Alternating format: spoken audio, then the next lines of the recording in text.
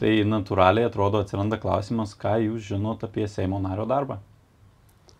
Čia iš asmeninės savo patirties, ar tai, ką girdim visuomeniai, galbūt reikėtų apsibrėžti? Manau, iš asmeninės vis tiek, kadangi abu atlikot praktiką Seime, tai turit ką papasakoti turbūt.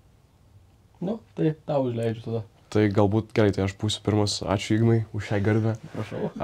Atlikinėjau praktiką pas gerbiamą buvusį Žemės ūkio ministrą Kazį Starkevičių, kada jisai jau buvo tik tai Seimo narys, ekonomikos komiteto pirmininkas. Tai per savo praktikos laiką iš esmės iš vidaus pamačiau, kaip atrodo ta Seimo nario kasdienybė. Galiu pasakyti, kad jinai stipriai skiriasi nuo to, ką girdime visuomenėje. Tai pagrindinis dalykas turbūt, kad Seimo nariai nieko nedirba ir nieko nedaro. Tai galiu pasakyti, kad bent jau mano matytas pavyzdys sėdi darbe iki išnaktų ir siekdamas priimti teisingus sprendimus įstatymų projektuose, kurie po to vėliau pasiekia Seimo posėdžius. Žmogus savo laiką ir energiją eikvoja iki išnaktų. Kitas dalykas, tai būtent tie komitetų posėdžiai, tai kur tikrai apsišvietę žmonės susirenka, kviečiasi tam tikrų sričių specialistus, kurie padeda argumentuoti tam tikrą nuomonę, tam tikrus sprendimus. O iš esmės nemažai ir kavos gerimo pabuvo. Nes be kavos tai čia neįmanoma, ta prasme. Kitaip dirbti iki išnaktų turbūt jo, net čia- nežinau. Kafeinas labai svarbus yra Seimo nariui, bet jo, tikrai iš savos asmeninės patirties galiu pasakyti, kad nėra taip, kad Seimo narys tiesiog sėdi, nueina į posėdį, paspaudžia knopkę, grįžta atgal sėdi. Nežinau, gal Ignas galėtų daugiau papasakoti. Jo, iš esmės tai, kaip pasakyti, mano praktika buvo pas Jurgitą Sejonienę. Sveiki, Jurgita, jeigu žiūrit, galbūt. Tai iš tikrųjų, jo, tas Seimo nario darbas, ar ne, tai labai priklauso nuo jo paties iš esmės. Kaip jūs susiplanuoja darbotvarkę, tai čia mes turėsim ir svečią, kuris, aišku, mums ir plačiau paaiškins, kaip jie formuoja savo darbotvarkę. Bet iš tikrųjų nemažai čia pasakėjai ir turbūt būtų sunku kažką gal papildyti, apart to, kad, norėčiau paakcentuoti vis dėlto ir komandos svarbą. Kadangi komanda pas Seimo nariu irgi yra labai svarbi, kuri, iš esmės, tarytum sutraukia visą medžiagą ir tiesiog duoda Seimo nariui, kuris vėlgi pasikonsultuodamas ir su komandos nariais priima vienokius ar kažkokius sprendimus, kartu konsultuodamasis su savo frakcija, jeigu, kaip pavyzdys yra ten valdančioje daugumoje, ką mes turėjom tada, kai mes atbudu atlikom praktiką. Šiaip, iš tikrųjų, aš tai buvau papuolęs tokią smagią situaciją, kadangi buvau vienintelis vyras moteriškam kolektyve. Labai fainai. Tai iš tikrųjų labai fainai pamatyti, jaučiausi toje kaip truputėlį kitoks tam rate, bet iš tikrųjų buvo labai fainai, kadangi, vis dėlto tas toks moterų požiūris, jis toks atrodo visą laiką labai šiltas ir, kaip aš mėgstu pasakyti, be piktumų. Tai toks atrodo labai ramus darbas, bet tuo pačiu metu ir labai konstruktyvus iš tikrųjų. Gal ką norėčiau dar prie to, ką Ignas pasakė, pridurti, tai mano atveju komanda, būtent Seimo nario, pas kurį praktiką atlikinėjau, buvo labai įvairi, tai buvo ir vyrai, ir moteris, bet kas man asmeniškai paliko didžiulį įspūdį, kad žmonės Seimo narius mato kaip pirmą kontaktinį tašką tam tikrais sunkiais gyvenimo etapais arba tam tikrų pasikeitimų metu. Tai mes turėjom labai turbūt aš turėjau asmeniškai neblogą galimybę aplankyti Radviliškės seniūnijos atstovus, būtent kalbantis apie atsinaujinančius energijos šaltinius, kas yra dabar labai aktualu. Ir man buvo malonu matyti, kaip žmonės būtent pasitikė tuo žmogum, klausia aiškių, aktualių klausimų, neprovokuoja, nebando galbūt gauti kažkokių tokių, net nežinau kaip apipavidalinti, bet tokių atsakymų, kurie formuotų kito nuomonę kažkaip netikslingai. Tai iš esmės tas labai paliko didelį įspūdį ir smagu yra matyti, kada žmonės ir vienmandatėse savo Seimo nariai turi savo kabinetus, kur gali tiesioginį kontaktą palaikyti su žmonėm. Tai čia irgi, manau, vienas iš svarbių dalykų, ką Seimo narys daro savo kasdienėje veikloje. O dabar aš galiu pasakyti iš savo pozicijos kaip žmogus, kuris visiškai neturi jokios realios patirties Seime. Aš praktikos Seime neatlikinėjau ir man atrodo, kaip paprastam žmogui, kuris susiduria su seimūnų darbu tik tai žiniasklaidos, kad jų darbas yra kaip didelės grupės ir tol, kol jie nėra visi susirinkę, tol darbai nevyksta, jie plepasi, šneka, juokiasi, dalinasi informacija, kuri vyksta, bet pats darbas nėra labai įtemptas, jie per daug neturi dėl ko stresuoti ir atrodo, kad tai paprastai kasdienis žmogus per televiziją matydamas Seimo posėdžio ištraukas gali pagalvoti, kad iki rinkimų, kol vyksta kandidatavimas, galbūt jie labai stengiasi pasirodyti protingi, kalbėti daug, bendrauti su žiniasklaida, bendrauti su žmonėm. Ir tada, kai tik jie atsisėda į tas kėdes, jų darbai ties tuo ir pasibaigia ir 4 metus jie atsisėdę, tai nieko neveikia. Tai aš labai tikiuosi, kad šiandien mūsų svečias Simonas mums padės išsiaiškinti, ar yra tame tiesos, ar žmonės gali suprasti jų darbą taip, kaip atrodo iš šono ir priimti, ar iš tikrųjų viską mes matom visiškai kitaip. Nes aš manau, kad jūsų patirtis galbūt ir teisinga, bet ne visi seimūnai yra tokie atsidavę savo darbui, kaip tie, pas kuriuos atlikot praktiką jūs. Šiaip jo, ir dar truputėlį pridėt, tai buvo išėjęs praeitais metais reitingas darbingiausi Seimo nariai ir ten buvo top 20 berods, ar kiek ten tų... Ne, šiaip buvo visi išreitinguoti ten pagal savo aktyvumą. Tai, šiaip smagu matyti, kad bent jau tame top 10-uke mes turėjom tuos Seimo narius, kurie iš tikrųjų dirba. Aišku, ten buvo ir tam tikrų kitokių variantų, bet, šiaip toksai reitingas, jisai buvo išėjęs pirmą kartą. Tai aš šiaip asmeniškai galiu pasidžiaugti, kad žmogus, pas kurį atlikau praktiką, buvo 10 vietų tarp darbingiausių Seimo narių. Ir nepabėgant nuo Tautvydo pasakymo, kad jam vaizdas daro, kad jie tiesiog sėdi tose posėdžių salėse, juokiasi, bendrauja tarpusavy, tai irgi yra darbas.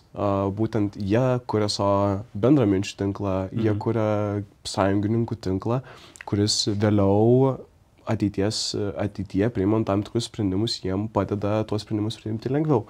Tai irgi vienas labai geras pavyzdys, ką aš pats pamačiau, tai kaip esant tam tikrai būtinybei priimti skubiai įstatymo pataisą, reikėjo surinkti parašus iš visų 141 Seimo narių ir būtent stebėdamas gyvai Seimo posėdį, Seimo salėje mačiau, kaip mano gerbiamas Seimo narys, pas kurį atlikau praktiką, tiesiog nelaukė, nerašė jokių laiškų, nieko, ėjo gyvai kalbėjo, bendravosi su kitais Seimo nariais, su savo kolegomis, tam, kad priimtų greičiau tam tikrą sprendimą. Tai vat, tas kalbėjimasis, bendravimasis, juokimasis yra lygiai taip pat dar viena dalis darbo. Turbūt dar viena esminė dalis susijusi su seimūnų darbu, tai po rinkimų, kaip greitai jie į tuos darbus įsivažiuoja, ne? Labai atrodo įdomu, kaip ne tik pačios Seimo, bet ir komitetuose, kiek daug jie gauna priimti realių sprendimų ar daryti komunikacijos ir kiek iš pradžių jie būna tiesiog mokomi, šviečiami tom temom, apie kurias kalba komitetas. Nes didelė tikimybė, mano nuomonė, kad po rinkimų jie susėdę į tas kėdes greitai nepradeda daryti darbų. Ir dėl to galbūt iš šono gali atrodyti visuomeniai, kad darbai yra nevykdomi, nes pagal įprastą praktiką jie dar negali pradėti jų daryti, kol nėra susipažinę pilnai su visa komiteto darbo prasme, medžiaga ir klausimais. Tai dabar žiūrėk, ar ne, mes turim dabartinį Seimą ir ten, ką mes turim nemažai naujokų iš tikrųjų, dabar tikslaus skaičius nepamenu, bet ten tikrai ganėtinai daug, ten netoli beveik pusė Seimo yra naujokai. Tai aišku, turbūt natūralu, kad kažkiek laiko tai reikia išmokti, bet tai, ką mes matom dabar, nežinau kaip jūs, bet mane tai asmeniškai labai liūdina. Faktas. Kadangi mes jau kaip ir kalbėjom prieš tai, mes matom tą Santa Barbarą, kuri vis dar vyksta, epizodas mūsų išėjęs jau nebežinau kada seniai, bet Santa Barbara eina ir režisavimas toliau vyksta. Tai vėlgi, ar ne, iš humoro pusės, galim pasijuokti, pašaržuoti, bet kada tu pradedi žiūrėti rimtai, kada mes gyvenam labai neramiais laikais, kada reikia sprendimų, iš tikrųjų pasigėdam tos lyderystės. Aišku, galbūt nereikėtų mest akmens į visų daržą. Yra tikrai Seimo narių, kurie dirba, iš tikrųjų ir pasitempia. Tai čia gal ir dabartinė krašto apsaugos ministrė šiek tiek parodo tam tikrą lyderystę svarbiais klausimais. Bet šiaip jo, tai ką tu ir minėjai, ar ne, tai priklauso, aš manau, ir tai, kokį išsilavinimą Seimo narys turi prieš tai. Tarkim, jeigu jisai buvęs ekonomistas ar ten koks nors tai žmogus, kuris dirba su žmogaus teisėmis, tai jam gal bus ir lengviau integruotis. Bet jeigu mes, tarkim, turėsim, nežinau kaip pavyzdys. Dainininką. Dainininką, jo, ar ne? Arba, na nežinau, čia žodžiu, gali būti labai daug tų sričių, bet jo, jeigu turėsim dainininką, tai irgi gali būti labai sunku.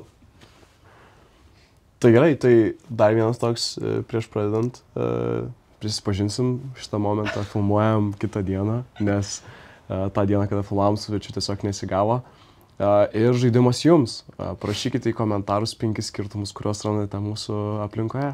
Mes bandėm atkurti identiškai tą pačią studiją ir save taip, kaip filmavom tą dieną, bet skirtumų tikrai rasit, tai go ahead, palikit komentaruose tai, ką matot skirtingai nuo to, ką filmavom su mūsų tuoj pristatomų svečiu. Šiandienos mūsų svečias Vytauto Didžiojo universiteto politikos mokslų ir diplomatijos fakulteto alumnas ir dabartinis Seimo narys Simonas Kairys.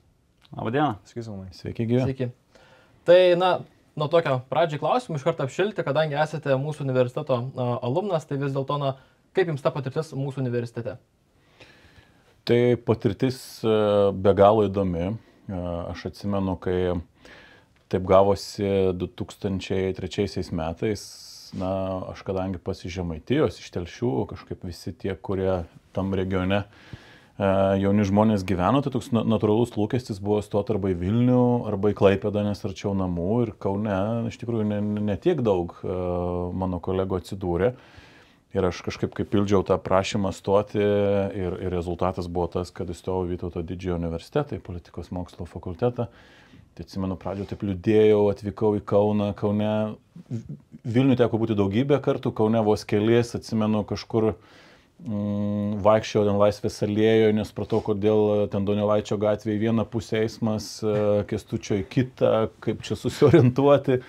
Tai buvo šiek tiek to tokio liūdesio, bet žiūrint dabar atgal, aš nekeiščiau absoliučiai nieko savo gyvenime. Ir kalbant apie tą jau tokį politinį, visuomeninį kelią, tai be abejo, kad Vytauto Didžiojo universitetas ir studijos jame, ir ne tiek studijos, ką visada stengiuosi pabrėžti, kiek sutikti žmonės nuo dėstytojų iki kursiokų, iki kitų asmenų, kurie susijęs su VDU, tai iš esmės jie ir nupiešė tą tokią mano gyvenimo trajektoriją, kuri iki dabar tęsiasi. Iš jūsų universitetinės patirties, jums koksai asmuo ar asmenybė, galbūt žmonės, tam tikra žmonių grupė buvo įsimintiniausi? Na, vis tiek aš turėjau didžiulį tokį, kaip stebuklą, ne stebuklą, bet taip aplinkybė sutapo, kad viena vertus tada politikos mokslų institutui vadovavo jau amžinatilsį Leonidas Donskis, su kuriuo man teko ir po to ir politiniam fronte irgi būti kolegomis. Galų gale, na, jo dėstomi dalykai buvo nuostabus. Iš principo VDU buvo labai gerai tuo, kad negana to, kad labai gera pažint Kauną buvo, tada dar ta tarpukario modernizmas nebuvo tiek išsisukusi tema, bet iš esmės kiekvienas dalykas buvo vis kitam pastate ir iš esmės tu visą savo studijų dieną judi nuo Gimnazijos gatvės iki Donelaičio, Laisvės alėjos ir panašiai. Ir galų gale, na, tokie dėstomi dalykai, kaip, pavyzdžiui, politika literatūroje. Ir kai mes ten su tokiom akim, atsimenu, visi kursiokai klausydavomės, pavyzdžiui, Leonido Donskio, kalbant apie tą pačią Romeo ir Džiuljetą, kurią irgi, na, mums buvo pateikta visiškai ne kaip meilės istorija, kaip mes kažkaip, na, įpratę, o kad yra visiškai politinis istorinis kūrinys, kuris irgi rodo tam tikrą santykį tarp karaliaus valdžios, bebręstančios jau įstatyminės valdžios, tai žodžiu tikrai tas buvo įdomu, o galiausiai man iš tikrųjų labai padėjo ir tokį gerą postumį davė ir iki šios dienos man šitos žinios labai priverčia. Kai rinkausi savo bakalauro darbo temą, mano darbo vadovas buvo Liudas Mažylis ir iš principo Liudo Mažylio ir paskaitos buvo labai įdomios ir apie ES institucijų sąrangą ir panašiai. Ir kai jis galų gale rado vasario 16-osios aktą, aš niekiek nenustebau, nes tikrai jis tą gali padaryti. Ir aš tada buvau pasirinkęs irgi bakalauro temą apie vakarų Ukrainą kaip politinį regioną. Tai buvo kažkur 2007 metai. Ir kai sako dažnai studentai, nu kam aš čia tas renkuosi studijų temas, čia vis tiek realiam gyvenime nepravers. Tai mano atveju dėja man pravertė ir būtent tas supratimas tų procesų Ukrainoje lydi ir iki šios dienos, galų gale ir pati Ukraina yra įvertinusi ir valstybinių apdovanojimų, Rusija paskelbė mano tarptautinę paiešką kaip nusikaltėlę. Tai jaučiuosi šį bei tą nuveikęs ir tikrai nebe VDU dėstytojų. Ir dar labai gerai prisimenu, pavyzdžiui, irgi, ką mane išmokė universitetas, tai turėti tiesiog kritinį mąstymą. Taip, nežinau, prisimenu kokio, pavyzdžiui, Rūščio Kamuntavičiaus paskaitas, kuris iš esmės viską neigdavo, ką tau bendrasis ugdymas buvo įdiegęs. Ir tai iš tikrųjų kažkaip, formuoja tave kaip asmenybę, drąsina ir tu tiesiog savo kalboj, mąstyme turi žymiai daugiau įrankių, argumentų ir tiesiog tas platus mąstymo kampas vėliau tikrai labai praverčia. O, pavyzdžiui, kai buvote studentu ar ne, ar dalyvaujate kažkokių nevyriausybinių organizacijų veikloje, ar studentų kažkokioje veikloje?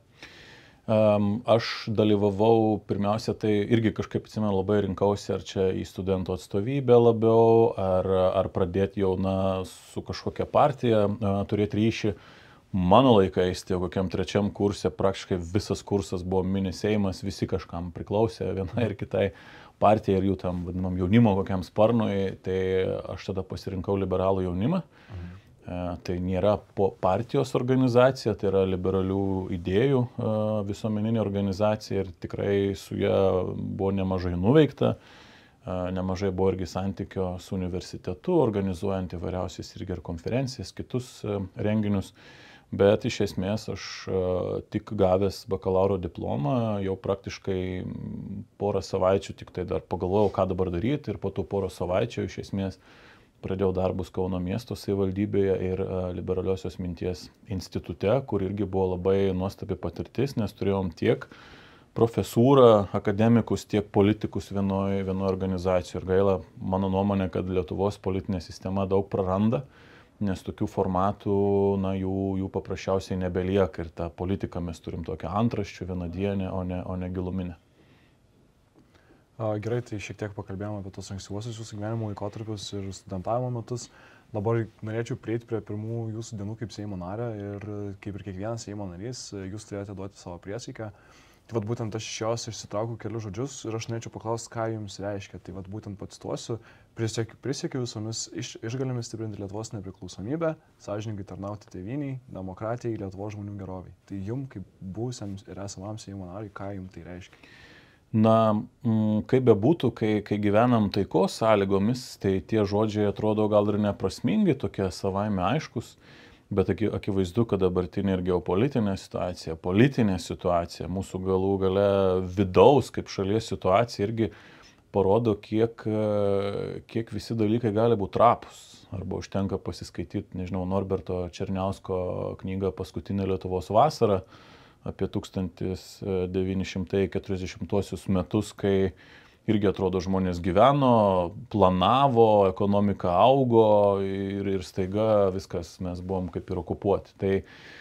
Tai priesaiko šitie žodžiai man yra apie tai, kad mes, kaip politikai, kaip parlamento nariai irgi atsakom už mūsų valstybę, už savo piliečius, už savo teritoriją, už saugumą. Ir mūsų priedermė yra ne apie kažkur ieškoti kažkokių temų, kur tiesiog būtų linksma ir būtų matomas žiniasklaidai. Bet šiuo metu kaip niekada tie sprendimai yra reikalingi, kad mum kaip Lietuvai, kaip valstybei nekiltų kažkokie egzistenciniai klausimai. Tai dar labai prieš tą pačią klausimą grįžtant, tai iš esmės Seimo narys ir jūs turbūt patvirtinsit, kad turi būti skaitlingas valstybei. Teisingai? Be abejo. Nes įstatymus ir priima tie 140 plus vienas, tarkim šiuo atveju aš, ir 140 kitų kolegų, jie priima įstatymus ir tiek įstatymai, tiek konstitucija irgi apibrėžia tam tikras sąlygas. Ir mes visą tai sergėjam ir aš manau, kad čia yra pagrindinis dalykas ir tai yra kur kas rimčiau nei atrodo, Ir aišku, visokių yra kolegų, visokių yra tų Seimo narių, vieniem ten atrodo svarbu yra, nežinau, vaikiškas šampanas, kitiem gynybos finansavimas. Tai šitoje vietoje aš manau, kad nepaisant tų šou elementų, nes politikoje irgi neturi būti tiesiog darbininkas. Tu vis tiek turi būti lyderis, turi kažkaip rasti formą, kaip savo mintis dėstyti įdomiai, būti pastebėtam. Nes vėlgi, tu priklausai nuo to, ar tave renka, o kad tave rinktų, tu turi irgi būti matomas, kad tu būtų matomas irgi reikia tam tikrų savybių. Bet ko labiausiai norisi, tiesiog, kad politika būtų kokybiška, kad konkuruotumėm labiau idėjom, ideologiją, o ne kalbant apie esminius valstybės gyvavimui lemiamus klausimus. Ir net šių dienų kontekste irgi labai norisi, kad visi suprastumėm tiek poziciją, tiek opoziciją, kad, kai kur galim šiek tiek traukti vieni kitus per dantį, bet yra esminiai klausimai, kur ta diskusija turi būti džentelmeniška. Kadangi taip prašnekom apie tą priesaką, ar ne, tai šio Seimo metu, kuomet buvo duodamos priesakos, turėjom tokį įvykį, kada vienam iš Seimo narių prisiekinėjant, didelė dalis Seimo narių paliko vis dėlto kovo 11 salę, tai kaip jūs vertinate tokią savotišką protesto formą ir iš tikrųjų netkreipiu dėmesio, ar jūs tuo metu irgi palikote salę? Aš vienas pirmųjų turbūt palikau salę. Ir tai buvo irgi tokia protesto forma ir jeigu, kaip čia dabar mes irgi kalbam apie dramblį kambarį ir apsimetam, kad jo nėra, tai jis yra ponas Žemaitaitis, kuris akivaizdžiai elgėsi ne tai, kad keistai, bet mano vertinimu jis absoliučiai jo veikla ir pasisakymai nesuderinami su valstybės interesais, žmogus nevengia meluoti, muilinti, skaldyti. Aš labai džiaugiuosi, kad mano teiktas skundas į Seimo etikos ir procedūrų komisiją, kai ponas Žemaitaitis savo gynybai, kalbant apie jo antisemitinius pasisakymus, pradėjo ten naudoti Jono Meko kūrybą, neva tapatintis su juo, bet palaikyti Palestiną ir būti antisemitu neįmanoma. Ta prasme, čia mes visiškai ne apie tos dalykus kalbam. Tai aš džiaugiuosi, kad Seimo etikos ir procedūrų komisija irgi priėmė sprendimą, kuriuo sako, kad politikui taip elgtis buvo neetiška. Tai manau, kad irgi tai yra svarbu ir tai buvo vienas tokių pirmųjų mano darbų ir reakcijų, nes tai buvo labai ankstyvoji fazėje, kalbant apie Seimo darbą. O vėlgi, kažkaip, nors tas žmogus labai skundžiasi, nežinau, ta vadinama tradicinė Lietuvos žiniasklaida, visais liberal-demokratais ir kaip jis ten vadina, bet iš esmės jis pats to dėmesio turi labai daug, mes patys kažkaip jį stebim, žiūrim, kritikuojam, bet akivaizdu, kad yra lūkestis tam tikros visuomenės dalies, kad, ko jūs ten pykstaties, nekreipkite dėmesio ir viskas bus okei. Nebus okei. Nes jeigu tik tai patylim dieną ar dvi, jis vis tiek ras progą kažką padaryti. Ar ten į Maską kreiptis, kopijuojant Fico, Slovakijos prezidento laišką, ar tarkim užsimti kitą kokią destruktyvę veiklą. Bet vėlgi norisi priminti, kad rinkimai vyko, tikrai ne ta politinė jėga buvo jų laimėtojai, laimėjo irgi tokia kairės pusės, centro kairės pusės politinės jėgos, kas atsispindi ir koalicijoje. Ir aš manau, kad valstybė irgi artėja vieni ir kiti apsisprendimai, kur koalicija gali būti formali viena, bet sprendimus tokius, kurie jau bus apie valstybę, apie mūsų ateitį, teks priminėti ir su opozicijos pagalba ir aš, būdamas irgi Seimo nariu, suprantu, kad per kadenciją taip gali tekti irgi ir balsuoti ir padėti esamai vyriausybei, nes yra klausimų svarbesnių už tos politinius ginčus. Taip. Mes visuomeniai žiniasklaidai labai gerai matom tuos įvykius, kurie, kaip ir dabar kalbėjom, skambus yra. Bet dažniausiai paprasta kasdienį Seimo narių diena būna nepastebėta, neišaiškinta. Tai gal galėtumėt papasakot, kaip jie atrodo. Kasdienis Seimo narių gyvenimas. Žinot, man, kadangi prieš tai teko būti ministru, tai yra visiškai kitas žanras. Tarkim, kai tu esi ministras, o nedaug dievė dar ministras ir Seimo narys kartu, tai iš vis yra didelis tempas. Bet jeigu žiūrint į Seimo nario darbą, tai aš vis tiek galiu per palyginimą kalbėti. Tai aš kai buvau pratęs prie ministro darbo dienos ir tempo, kada tu turi labai aiškę dienos struktūrą, tada vakare visokie renginiai, premjeros, kiti dalykai, ką man tekdavo daryti kaip kultūros ministrui, tai Seime viskas yra tikrai gerokai lėčiau. Aišku, tai priklauso nuo to, ar tu esi pozicijoje ar opozicijoje. Na, būdamas opozicijoje, aš visiškai jaučiuosi kaip toks, laisvasis menininkas ir tą darbotvarkę iš esmės turi susikurti tu pats, galų gale ar su frakcijos kolegom ir panašiai, rinktis į ką reaguoti, nesuprantant, kad tavo iniciatyvos, neturi politinės daugumos. Ir galima plėšytis marškinėlius, nešti vieną po kito įstatymo projektą į Seimą, bet tu nekontroliuoji viso darbo, tu nesi Seimo vadovybei, nesi valdančiojo koalicijoje, neturi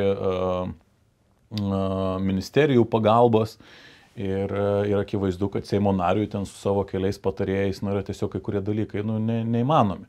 Bet opozicija irgi demokratinėme procese yra labai svarbi, bet ji tikrai labai priklauso nuo tavęs, kaip tu pats susikuri. Tai iš esmės Seimo nario diena yra skirtinga įvertinant du režimus. Jeigu yra pavasario arba rudens sesija, tai yra vienaip, tai yra dažniausiai antradieniais, ketvirtadieniais Seimo posėdžiai, kurie iš esmės trunka nuo ryto iki vakaro.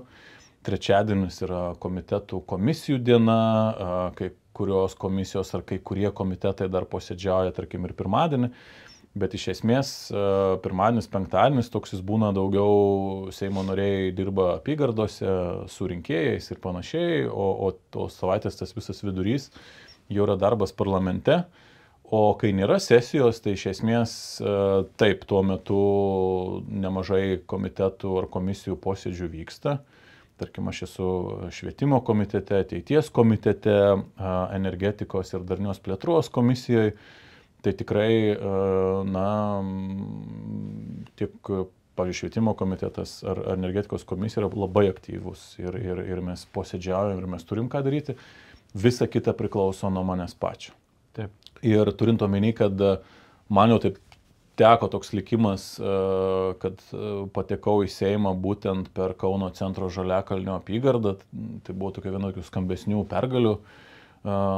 Imant praėjusių Seimo rinkimų antrąjį turą, tai man irgi labai svarbu yra tas ryšio su Kaunu palaikymas. Ir man tenka irgi dalintis tarp Vilniaus ir Kauno ir netrukus irgi bus atidarytas ir mano biuras kaip Seimo nario vienmandatininko Kaune, tai irgi labai norisi išlaikyti tą ryšį, nes imant mano visą tą politinę karjerą, visada Kaunas buvo pagrindas, kaip bebūtų, nes Kaune paskutiniu metu vyksta labai tokių gerų nuostabių dalykų, ar tai būtų Kaunas buvusi Europos kultūros sostinė, ar tarkim modernizmo architektūra, kuri tapo pasaulinio paveldo dalim, tai iš tikrųjų tie procesai yra įdomus ir galų gale pats miestas turi tokios geros energijos ir ne tik mes kalbam praktiškai pirma diena po vasario 16-osios, tai man tas būtent tarpukarinis laikotarpis irgi yra apie Kauną, apie jau mūsų modernaus valstybingumo kūrimą.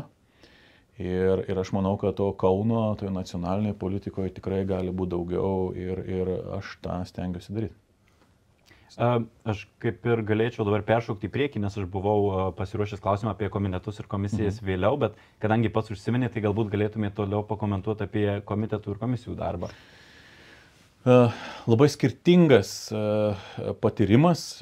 Iš tikrųjų, jeigu ateities komitetas, tai klausimai tokie yra abstraktus, daugiau apie kažkokius ilgalaikius procesus ir šiuo metu gal netiek daug tų komitetų posėdžių. Švietimo komitetas, aš tikėjausi, kad ten bus, posėdžių yra pakankamai daug, viskas dėl to yra tvarkoje, bet man toks įspūdis yra, kad mes vis susipažįstam su procesu.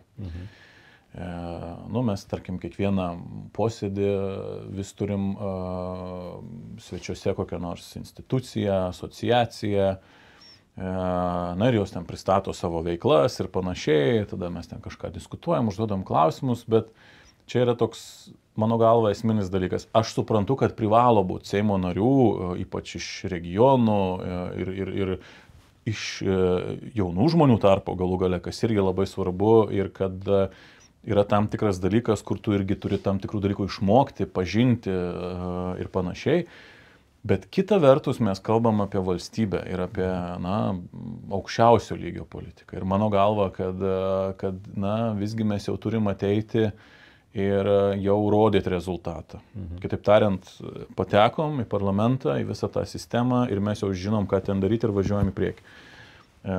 Pasimokysim eigoje procese. Taip. O tas toks susipažinimo procesas, man toks yra daugiau maskavimas tam tikrų dalykų, kur gal tiek tono ir veiklos neužduoda vyriausybė. Man atrodytų, kad kuo daugiau politinio turinio būtų diskusijoje, to ir opozicija tada užsimtų rimtesniais dalykais, o ne tik reagavimu, ką pasakė Žemaitaitis iš esmės. Tai, bet dėja dabar irgi vyriausybė susikoncentravusi į vyriausybės programos priemonių plano rengimą. Vos kelios yra iniciatyvos, kur toks yra rimtesnis politinis debatas, tai jeigu be gynybos, tai ten kokia antra pensijų pakopa, ar ten koks nors minimalus skaičius pirmose gimnazijų klasėse ir panašiai, bet tai nėra rimtas užkrovimas komitetų darbo, kada tu kaip net opozicijoje dirbdamas, tu komitetegi gali ten, tarkim, kuruoti vieną ar kitą temą. Gali, nepaisant, kad tu esi opozicijoje, bet būti išvadų rengėjų, kokio nors įstatymo projekto, arba tiesiog siūlyti įvairius dalykus komiteto vardu į pavasario, rudens sesijas ir panašiai. Tai to darbo lik būtų. Kas įdomiausia, kad aktyviausias formatas yra energetikos ir darnios plėtros komisija. Ten, aišku, mes irgi turim visokių debatų, bet nenueinant į asmeniškumus. Bet ta komisija yra labai aktyvi ir tikrai daug rimtų klausimų jau teko svarstyti. Tiek kalbant, tarkim, apie jūrų vėjo parką Baltijos jūroje, kalbant apie elektros gamybą, tiek, tarkim, irgi neseniai irgi patys visi matėm, atsijungiam nuo Brel sistemos, susijungiam su kontinentinė Europa. Tai irgi, komisija aktyviai irgi dalyvavo, turėjome įvairiausių susitinkimų, domėjomės, koks tas procesas, ar sklandus ir panašiai. Tai tokia sfera irgi yra įdomi, nes man atrodo labai svarbu ir kalbant apie Seimo nario darbą, viena vertus yra lengviau turėti vieną konkrečią temą, kita vertus, pažiūrėjau, mane domina valstybės reikalai iš principo. Ir aš manau, kad vėlgi, jeigu mes grįžtam į tarkim, kažkokį palyginimą su Vytauto Didžiojo universitetu, tai kaip aš atsimenu savo alma mater, kad čia kažkaip rūpėjo žmonėm valstybės dalykai, tarptautiniai dalykai.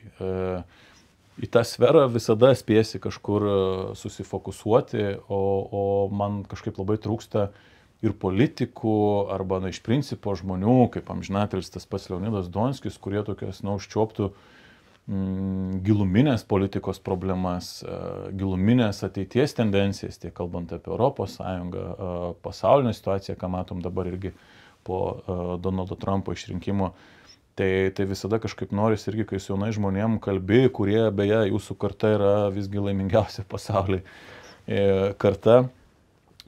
Ir norisi, kad irgi tokie visi būtumėm ne specialistai, bet būtumėm plataus matymo asmenybės ir politikų, ypač tokių žmonių reikia. Gerai, dar truputėlį apie komitetus. Tai kaip Seimo narys atsiduria vienokiame ar kokiame nors kitame komitete, ar ne? Nes jeigu visi galėtų sakyti, kur nori, tai galėtų kitos komitetus iš vis nebūti Seimo narių. Tai kaip čia nutinka?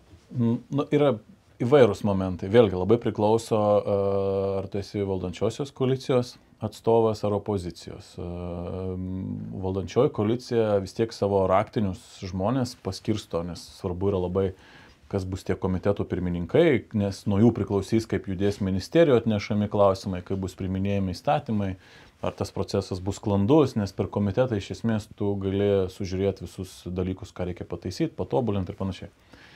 Opozicija irgi turi tam tikras kvotas, aišku, tu bandai rinktis pagal tai, ką tu nori, dažniausiai taip ir pavyksta, bet problema yra, kai kur tu gali ten, pavyzdžiui, būti koks nors ten pirmininko pavaduotojas ar panašiai. Kitaip tariant, turėti kažkokią didesnę svarbą, tarkim, tų pareigų.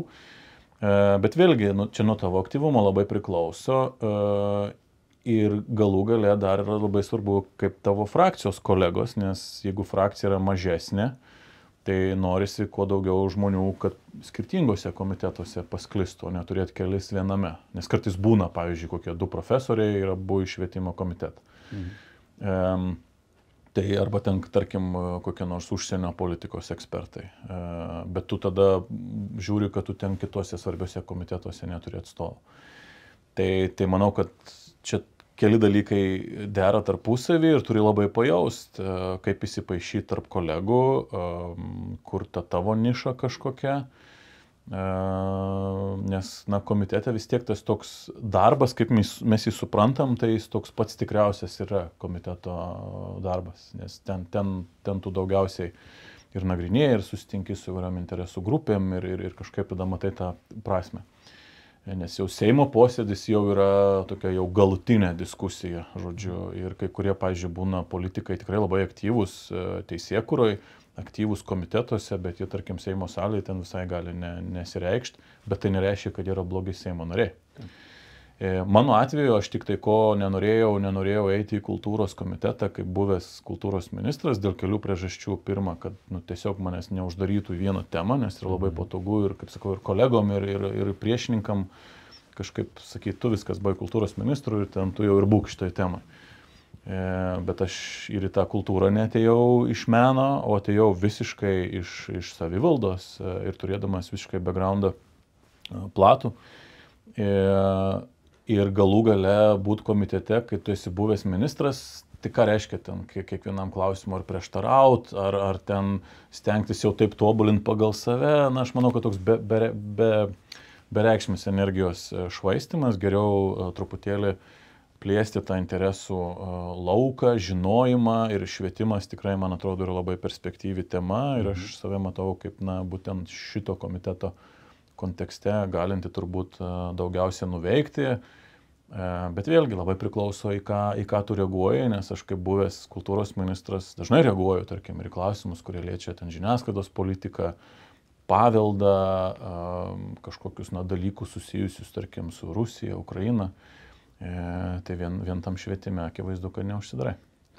Nepabėgant labai toli nuo to komiteto darbo, vis tiek tai yra pirminė sprendimų priėmimo fazė Seimo nario darbe. Kaip atrodo tas pasiruošimas tam komiteto posėdžiui? Kaip pavyzdys, jūs, kaip ir minėjot, nagrinėjat kažkokius įstatymų pataisas ir panašiai. Tai kaip visas tas procesas?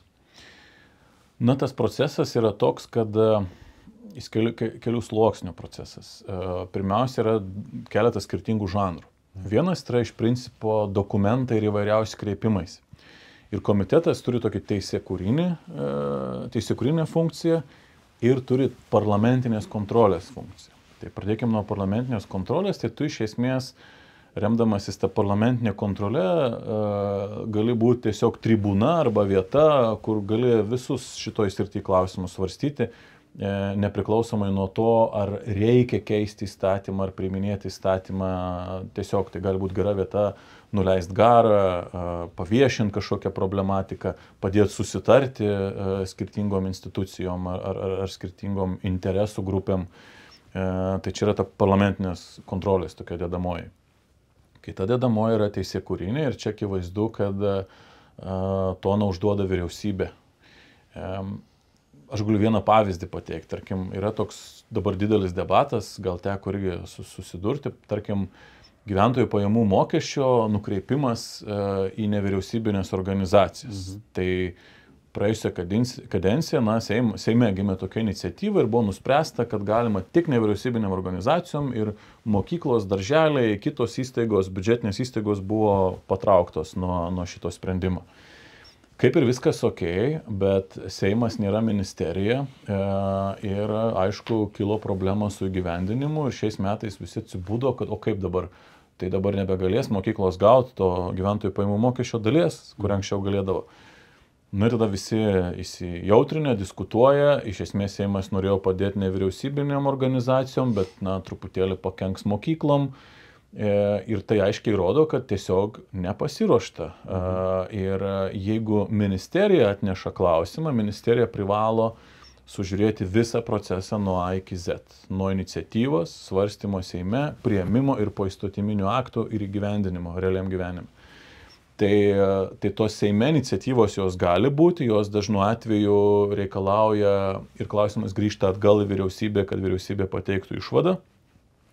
Galų gale tai vis tiek yra teikimas, svarstymas ir priėmimas, 3 stadijos, kur bet koks klausimas jis apsisuks ir komitete.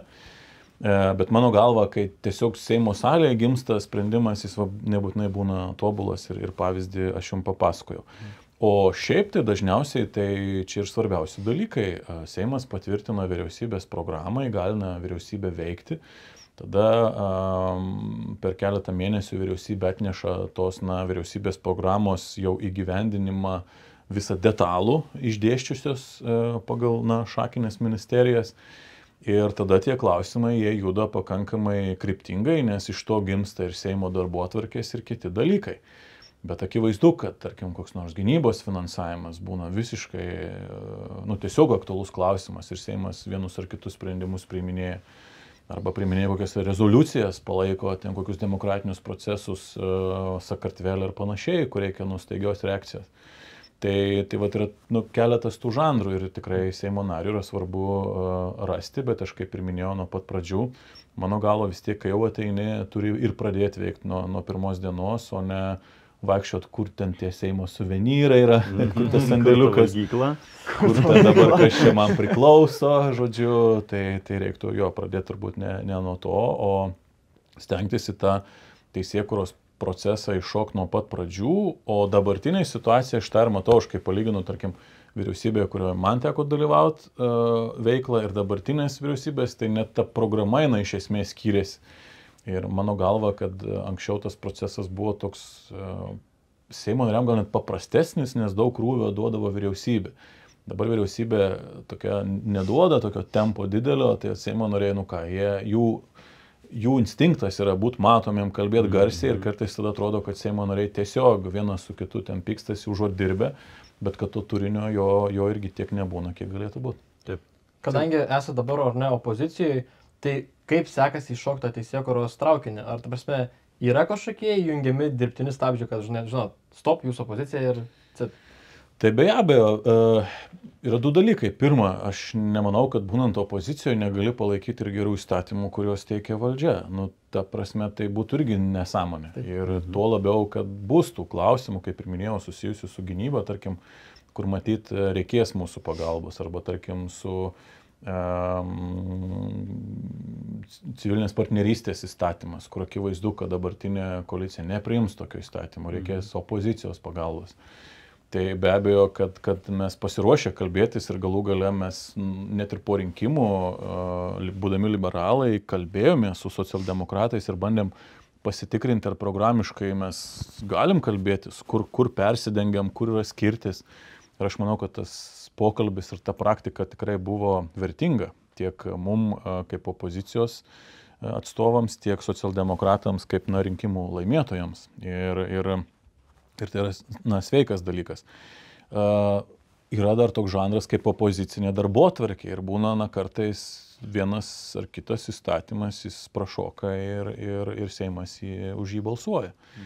Tai yra tų būdų, bet akivaizdu, kad tiesiog reikia šiaip ar visuomeniai, politologams, žiniasklaidai irgi turbūt ir suprasti, kad skirtingas tas žanras ir kartais opozicijos atstovam nelabai ir lieka tų kitų raiškos būdų, o demokratijos procesas reikalauja, kad būtų kita nuomonė, kad būtų keliami klausimai, kad būtų pateikiami atsakymai.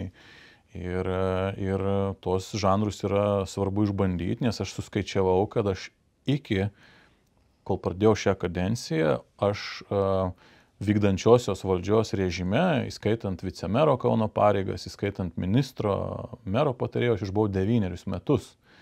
Tai opozicinis žanras irgi yra geras tuo, kad tu šiek tiek atsitrauki ir tu turi laiko susikalibruoti savo mintis, pasitikrinti savo žinojimą, turėti laiko truputėlį pasidomėti ir kažkokiam pasauliniam tendencijom vienoje ar kitoje sferoje ir galų gale geras politikas opozicijoje turi per tos 4 metus pasiruošti atėjimui į valdžią, turėti, galvoju konkrečias jau reformas, kuris jau negalvos ir neieškos to Seimo suvenyrų sandėliuko, o nuo pirmos dienos realizuos savo rinkiminę programą. Ir aš manau, kad tokia turėtų būti politikos kokybė. Tai visą laiką dabar kalbėdamas jūs iš tikrųjų akcentavo tą, kad reikalingas yra didelis laiko resursas, daug važinėjat, keliaujat, pirmyn gal Kaunas Vilnius. Tai yra daug pastangų iš žmogaus fizinės pusės. Ir dabar tiesiog toksai iš materialinės pusės norėčiau paklausti, ar Seimo nario atlyginimas atitinka įdedamos pastangas? Šią kadenciją situacija yra geresnė. Dar mūsų vyriausybė, praėjusią kadenciją Seimas padidino atlyginimus Seimo nariam ir ministram, nes čia toks yra labai, labai geras klausimas, nes aš atsimenu, kai mes ieškojom, pavyzdžiui, kandidatų į Vilniaus merus. Atrodo, jau surandi žmogų, kuriam būtų įdomu, jis paklausė apie atlyginimą, nusišypsi, sako, gal tiek to. Tai arba tas pats Seimo nario darbas, tai irgi lyginant su žmonėm, kiek įmanoma uždirbti rinkoje, tai be šansų pakviesti. Arba tarkim, irgi turėjau patirtį, irgi būdavo ne viena pareigybė laisva toje pačioje kultūros ministerijoje, labai sunku žmonės prisitraukti tiesiog dėl atlyginimų. Ir tuo labiau, kad dar tu turi ir matomumą, ir įtampą, ir kitus dalykus, tai ta materialinė pusė yra labai svarbi, nes gera valdžia brangiai kainuoja. Ir aišku, tik visada, kai suveikia tas švytuoklės mechanizmas, tai dažnu atveju, tarkim, irgi nusprendimą tu priimi, tu negali priimti savo kadencijai. Tarkim, tu negali ten pasididinti atlyginimų ir kitų dalykų, tu priimi sprendimus kitai kadencijai, tikėdamasis, kad ateis kažkokių žmonių ar iš verslo sektoriaus, ar tiesiog iš rinkos, kur turi geriau apmokamas darbo vietas. Bet dažnu atveju ta švytuoklė, taip laimėtojų tas sąrašas, ta linija pasislenka į apačią, kad ten tiesiog žmonių patenka, kuriem tiesiog pasisekė ir pateko į Seimą. Bet tai irgi yra tokia, matyti, demokratijos kaina ir taip turėtų būti. Aišku, reikia suprasti, kad darbas valstybėje nėra ta vieta, kur ten tu užsidirbtum, bet tas uždarbis yra ne tik materialinis, tas uždarbis yra ir toks, savęs kažkokio patenkinimo ir naudos valstybėje, kurią tu gali atnešti. Natūralu, kad kyla klausimai jaunam žmogui ir man nesinorėtų, kad politika tai būtų tik tai verslininkų, kurie jau ten tiesiog turi kažkokių akcijų ir tas Seimo nario koks nors atlyginimas tik šiaip. Ar jau žmonių, kurie jau, kaip sakyti, savo brandžiam amžiui suka į politiką. Aš tikrai norėčiau daugiau veržlumo, bet prisikviesti tą laimingiausią pasaulyje jaunimą šitą kartą į politiką nėra paprasta ir dėl atlyginimų tame tarpe. Bet šią kadenciją situacija yra geresnė. Tai ačiū, kad žiūrėjot. Čia buvo nepelnyti nepakviesti. Aš esu Lukas. Aš Ignas. Aš Tautvydas. Palikite savo atsiliepimus komentaruose, palaikinkite mūsų video, pasidalinkite jį su draugais. Iki kitos savaitės. Ačiū. Iki. Ačiū visą.